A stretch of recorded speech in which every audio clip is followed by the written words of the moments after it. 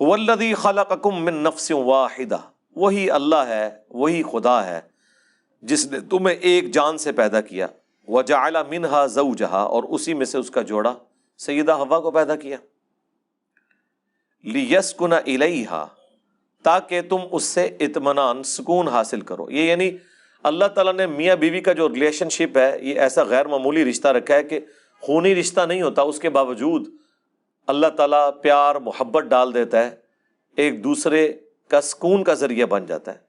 فلما تغشاہا، اور جب مت ڈھانپ لیتا ہے اسے، دیکھیں کتنے کنٹرول الفاظ کے اندر ایک چیز کو بیان کیا جا رہا ہے۔ یہ ہے اسلام کا سیکس ڈسپلن۔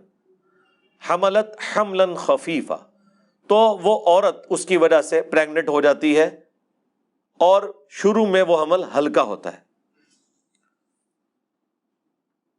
فمرت بھی، اور وہ پھر اس کے ساتھ چلتی پھرتی ہے، لیکن جب وہ پریگنینسی میچور ہوتی ہے، فلما اثقلت، جب وہ بوجھل ہو جاتی ہے، یعنی جب وہ ڈلیوری کا وقت قریب آتا ہے، تو پھر کیا ہوتا ہے؟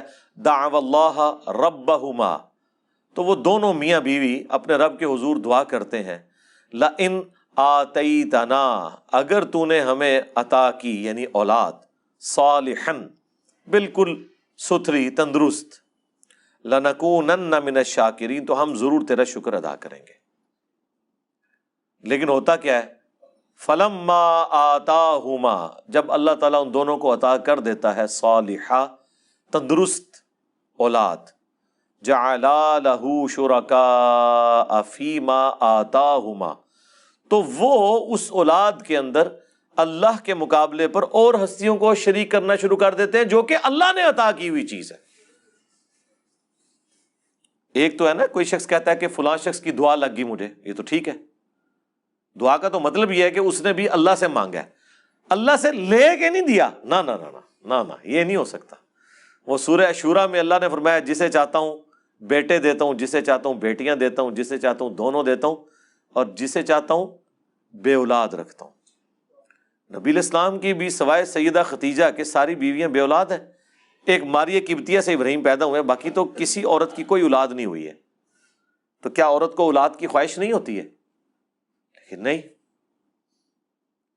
سیدہ عائشہ کی تو کوئی اولاد ہونی چاہیے تھی نا لاجیکلی، کہ جنہوں نے رسول اللہ کے بعد 47 سال اس حجرے میں اکیلے زندگی گزارنی ہے، اس حجرے کے اندر جہاں ان کی یادیں ہیں اپنے خاوند کے ساتھ، اور جو وقت کا پیغمبر بھی ہے، وہ 47 سال کئی صدیاں ہیں جو حضرت عائشہ نے گزاری ہیں۔ آپ سوچ نہیں سکتے اس جدائی کو، اس غم کو۔ تو ایک بڑھاپے کا سہارا مل جاتا، وہ اللہ کی مرضی ہے بھائی، کون کس کو، وہ کہتے ہیں جی لوح محفوظ پہ دیکھا عبد القادر جیلانی نے تو اس کی قسمت میں کوئی اولاد نہیں تھی، اپنے کھاتے میں سے 7 بیٹے دے دیے۔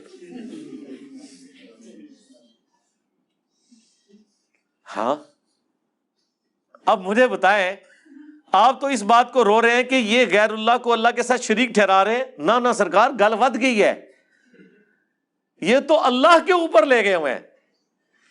شریک تو تب ٹھہراتے ہیں نا جب کہتے ہیں کہ یہ بھی دیتے ہیں اور وہ بھی دیتے ہیں۔ وہ کہتے ہیں اللہ نے تو اس میں کوئی حصہ نہیں رکھا ہوا تھا، انہوں نے وہ حصہ لے کے دے دیا خود سے۔ اس کے بعد بھی انسان یہ کہ میں مسلمان ہوں اور میں لا الہ الا اللہ کا ماننے والا ہوں اور میں نماز میں پڑھتا ہوں ایاک نعبد و ایاک نستعین، تو پھر تو یہ گورے کی عدالت میں مقدمہ پیش ہونا چاہیے تاکہ پہلی تاریخ میں یہ مقدمہ فارغ ہو جائے۔ پاکستان میں تو تاریخیں پڑھتی رہیں گی نا، وہ کہے گا بھائی فارغ۔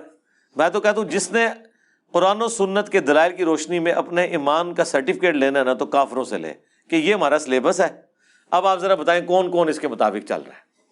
آپ کا کیا خیال ہے کہ قرآن پڑھنے کے بعد پہلے صفحے میں ہی عاشقان رسول تے سارے فارغ ہو گئے پاکستان دے، ہاں، جو انہوں نے عقیدہ کلیم کیا ہوا ہے نبی الاسلام کے بارے میں۔ اور یہ کوئی حیران کن بات نہیں ہے۔ اب بعض اوقات لوگ سوچ رہے ہوں گے کہ یار یہ کیسے ہو سکتا ہے کہ ایک بندہ حضور کے لیے جان دینے کے لیے تیار ہے اور اس کا عقیدہ ہی خراب ہے۔ جی ہو سکتا ہے، کیونکہ ان سے زیادہ لوگ کرسچنز ہیں جو حضرت عیسیٰ علیہ السلام کے لیے جان دینے کے لیے تیار ہیں، اور وہ اس سے آگے بڑھے ہوئے ہیں کہ انہوں نے جیزس کرائسٹ کو اللہ کا بیٹا تسلیم کر لیا ہے، جو کہ ان کے نزدیک بھی کفر ہے۔ اگر 2.25 ارب کرسچنز شرک کر سکتے ہیں تو 15 20 25 کروڑ بریلوی شرک نہیں کر سکتے؟ وہ اتشاہی کوئی نہیں. یعنی کیتھولک اور پروٹیسٹنٹ ملا کے 2.25 ارب عیسائی کیا کلیم کر رہے ہیں؟ یا حضرت عیسیٰ کو اللہ کا بیٹا کہہ رہے ہیں. کرسچنز جو ہیں کیتھولک اور جو پروٹیسٹنٹ ہیں وہ کیا کہہ رہے ہیں؟ وہ اللہ ہے. تو حضرت عیسیٰ علیہ السلام کی محبت میں ہی کر رہے ہیں نا. اس پہ میری ایک ویڈیو دیکھ لیں. مجھے تم سے شرک کا خدشہ نہیں, مجھے تم سے شرک کا خوف نہیں, جو انہوں نے آؤٹ آف کانٹیکسٹ چیزیں پیش کی ہیں. تو اللہ تعالیٰ فرماتا ہے اولاد ہم دیتے ہیں, یہ شریک کر دیتے ہیں. فتعال اللہ عما یشرکون, تو اللہ کی ذات بہت بلند ہے اس شرک سے جو یہ کر رہے ہیں.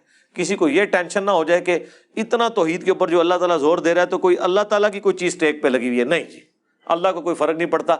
جو جتنا مرضی شرک کرے اللہ کو آلودہ نہیں کر سکتا.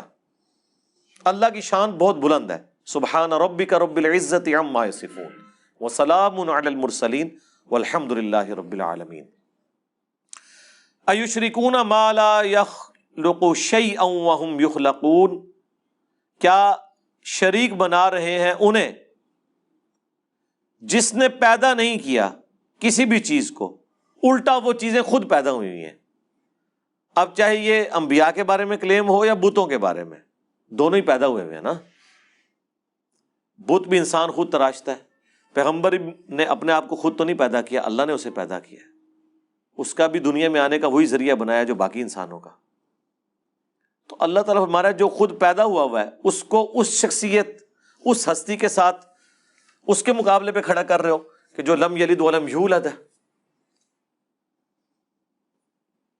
ولا یستطیعون لهم نصرا ولا انفسهم ینصرون, اور وہ ہستیاں جن کو یہ کلیم کیے ہوئے ہیں وہ طاقت ہی نہیں رکھتے انہیں کوئی مدد پہنچانے کی, اور نہ وہ اپنی مدد خود کر سکتے ہیں. آپ یہ باتیں کر رہے ہو, کہہ رہی ہے بتاں کے بارے میں گل ہو رہی ہے جی, ٹھیک ہے جی, باقیوں نے اپنی مدد خود کر لی ہے. جب درباروں پہ بم پھٹ رہے تھے تو کس بابے نے باہر نکل کے بم پکڑا ہے؟ 1965 کے اندر بھی سوشل میڈیا ہوتا نا, ہاں تے سارے پل جڑے نے نا انہوں دی کہانیاں کھل جانیاں سن, جو اے بابے نکل کے جی سبز چولے نکلے سن جی. بابے ویسے کدھر نے آج کل؟ یہ سیلاب آیا ہوا ہے, دریاؤں پہ ڈیوٹی ہے نا ان کی, کدھر نے دیکھ لیں. تو بھائی جسے فٹ اسے گفٹ. وَإِن تَدْعُوهُمْ إِلَى الْهُدَىٰ, اگر تم انہیں ہدایت کی طرف بلاؤ, لا يَتَّبِعُوكُمْ, تو وہ تمہاری پیروی نہیں کریں گے.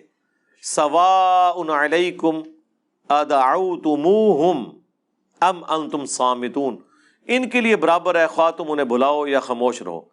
یہ بتوں پہ تو تعویل خاص کے اعتبار سے ہے, باقی بھی جو مر چکا ہے اس کو آپ اس طرح بلا کے تو اپنے ساتھ کوئی انٹریکشن کروا نہیں سکتے. جسے فٹ اسے گفٹ. باقی انبیاء کے بارے میں تو آپ آیات پہلے بھی پڑھ چکے ہیں سورۃ المائدہ میں کہ عیسیٰ ان کی ماں نہ تمہارے نفع کے مالک ہے نہ نقصان کے. وہاں تو اللہ تعالیٰ نے مینشن بھی کر دیا. یہاں نبی علیہ السلام کے لیے بھی سورۃ الاعراف کی آیت نمبر 188 میں آ گیا کہ میں اپنی جان کے لیے نفع نقصان کا مالک نہیں ہوں.